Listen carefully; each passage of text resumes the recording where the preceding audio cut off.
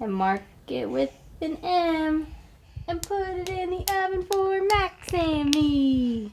When I first saw Max, he had no functional mobility whatsoever. He wasn't able to crawl, he wasn't able to walk, he was able to roll, but he didn't use it for mobility. Like if he wanted a toy across the room, he wouldn't roll to go get it. Pretty much what he was doing was sitting on the floor, and he would look at a toy and he liked to watch the toy go, but he wouldn't make any effort to go get it.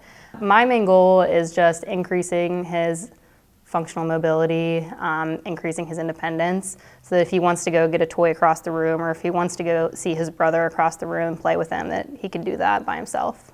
First, we had to increase his tolerance to standing once again. Before you walk, you have to learn to stand. So what worked with him was using our spider cage. What it is a belt and bungee system. So basically harnesses Max and he's supported by the bungees. And it just gives him the supports he needs to perform functional skills with more confidence. So it gives him that feeling of security and success.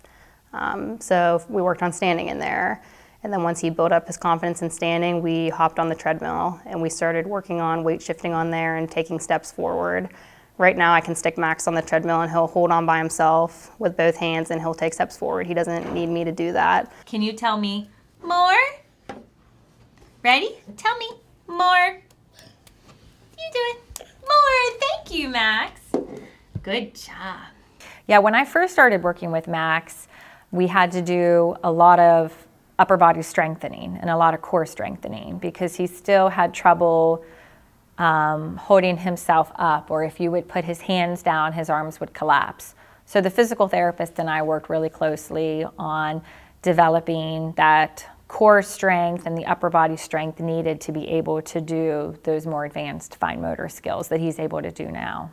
So when I first started working with him, I was working with him on bringing his hands together to bang, clap his hands, pick up toys using like the tips of his fingers, holding on to a toy more than a few seconds because he would just grasp something for a second and then immediately let it go. We work with him on holding something down with one hand and removing something with the other. Like if we do like Velcro pages where he's got to hold the paper down with his one hand and rip off the Velcro with the other hand. We do a lot of feeding still, where he's able to bring the utensil, the fork or the spoon to his mouth, but then he has trouble once it's in his mouth, he just wants to let go of it. Everything we do is play-based because at Max's age, his occupations are play. So we incorporate age-appropriate toys and play skills into all the activities that we do.